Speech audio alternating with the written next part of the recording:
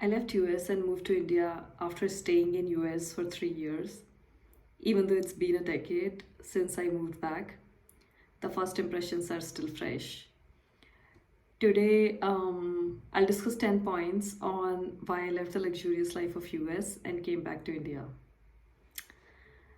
Number one, I landed in Chicago in January of 2010 and was greeted by snow. Having never seen snow in India, it felt like a luxury.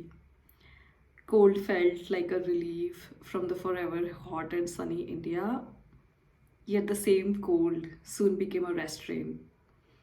I couldn't just hang out on the streets like in India. I couldn't visit the local grocery store like in India. Um, I couldn't just stand at the door of my house and look at the world outside. I could no longer move freely and easily. Number two, indoor heating came both as a respite and as a luxury in negative degrees of temperature. As you know, every mall and store and car has a heating system, yet that same heating brought with itself a condition to be less active.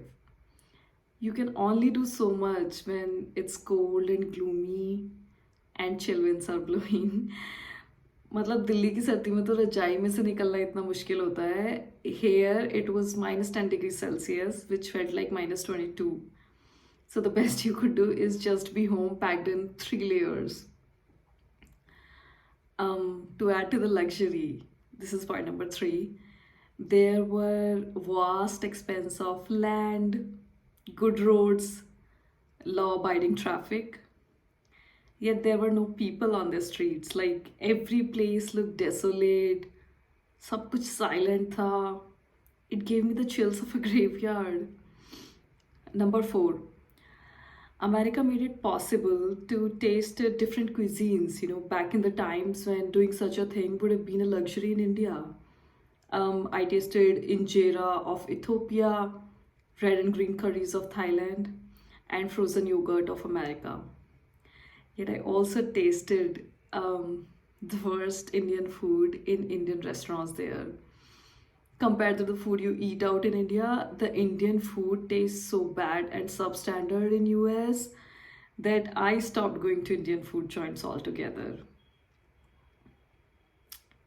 Talking about next point, another luxury was relief from pestering in-laws, nosy relatives and neighbors. But they came at the expense of losing friends, cousins, at whose place you can drop anytime and make spontaneous plans. I mean मेरे friends थे Chicago में, लेकिन उसका मतलब ये था कि मैं उन्हें कॉल करूं पहले से और एडवांस में प्लान्स बनाए ताकि राइट प्रेपरेशंस हो सके. Things have a normal feel,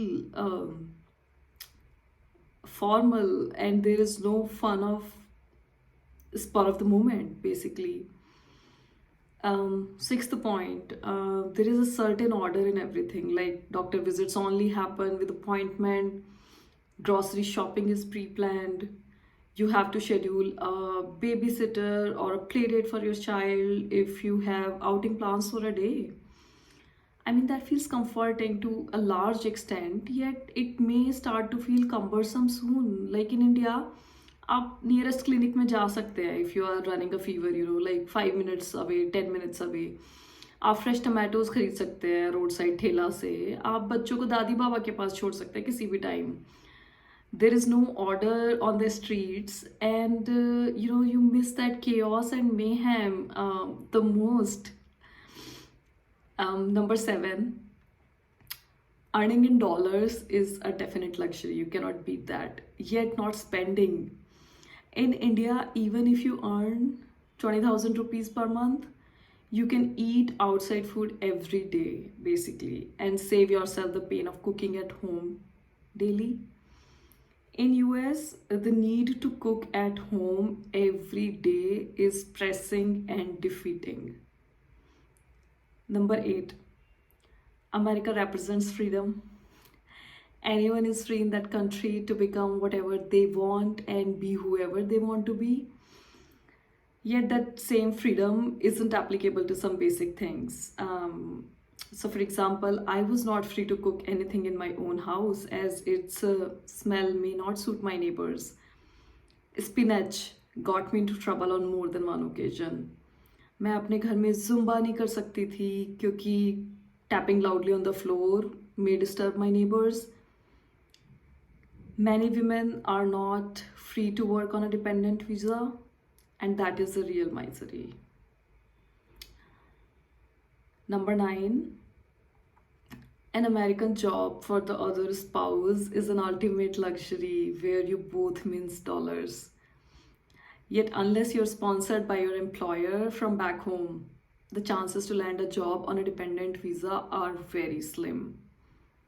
I had a visa which allowed me to work, yet no one gave me a job. And finally, the last point, I wanted to live an American dream since I was 5 years old.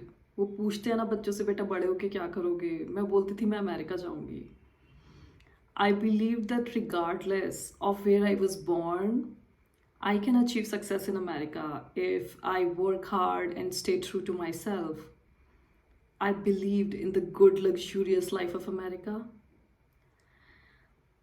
Yet I didn't find luxury here.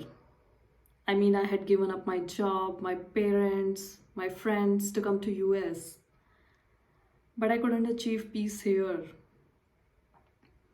In the end, I wondered.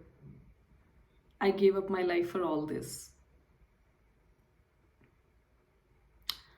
The day we were offered a green card application by my husband's employer, we said no and decided to move back to India. It was a trap to stay there forever. The luxury that I was chasing till now suddenly felt suffocating, defeating, and confining. That's why I left my luxurious life in US and came back to India.